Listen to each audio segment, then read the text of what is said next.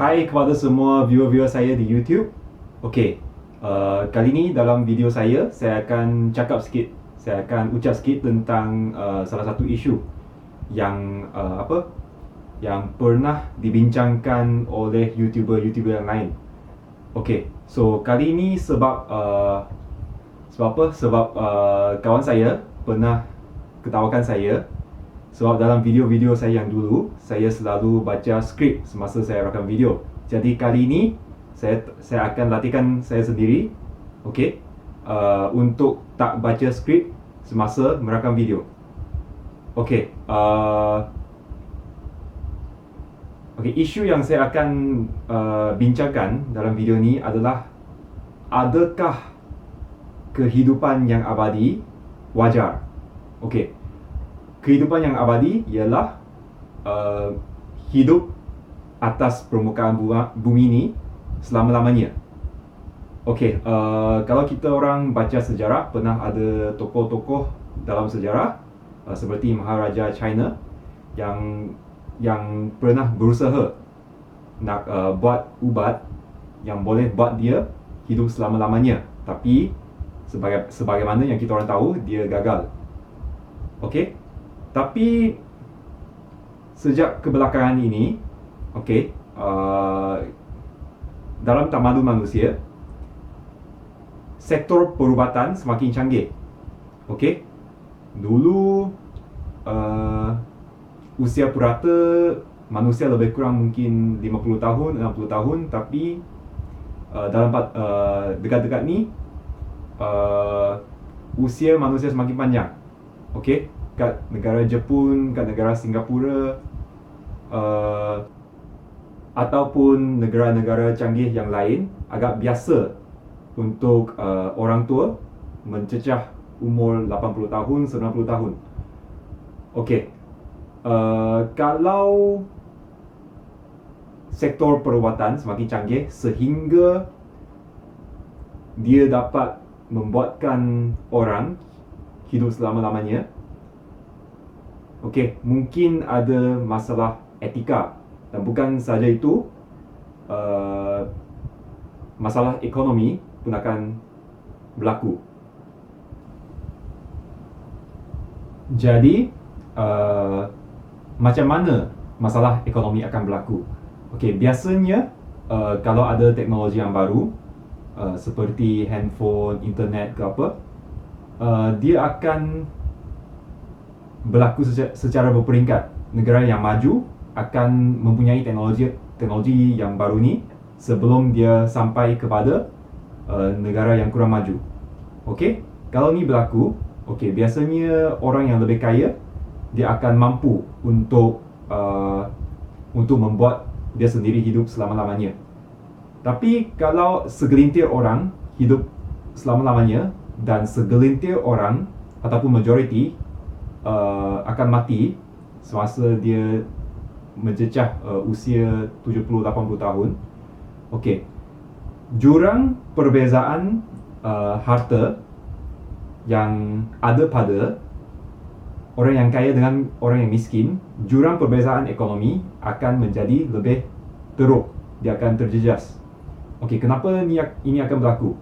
Okey, bayangkan kalau seseorang tu dia hidup selama 200 tahun, 300 tahun, 400 tahun, dia punya kumpulan harta, dia akan rolling sesampai dia hanya makan dividen saja, dia pun boleh hidup, tak perlu kerja. Tapi sesiapa yang tak boleh hidup selama-lamanya, dia akan jadi macam slave tau, macam pemburuh.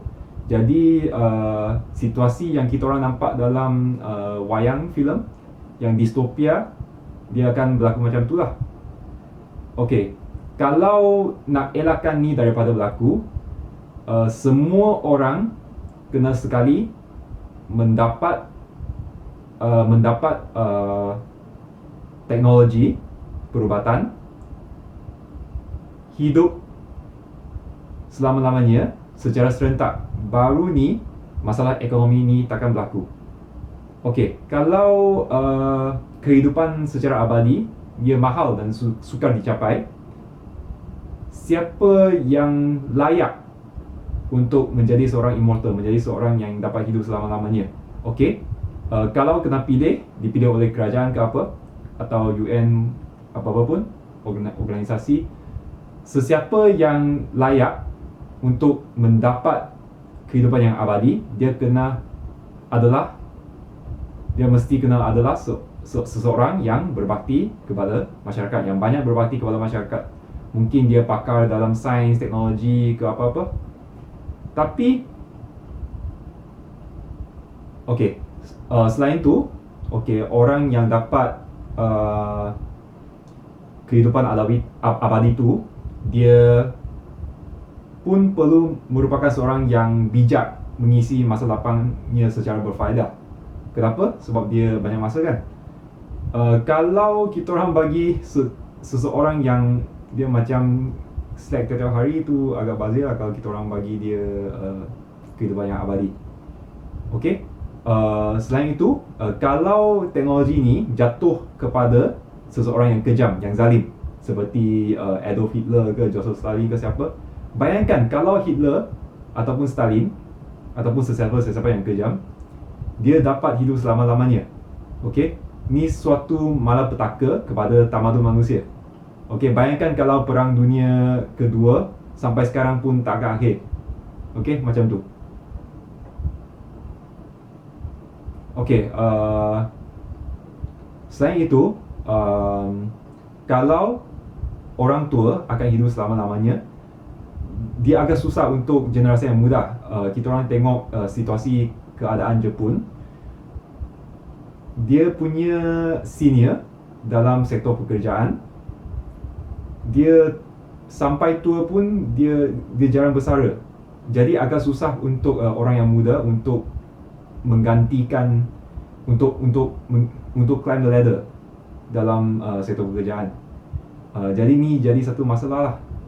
Kalau sesuatu masyarakat dia nak maju, dia mesti ada generasi mudanya kena selalu menggantikan orang yang lebih tua, baru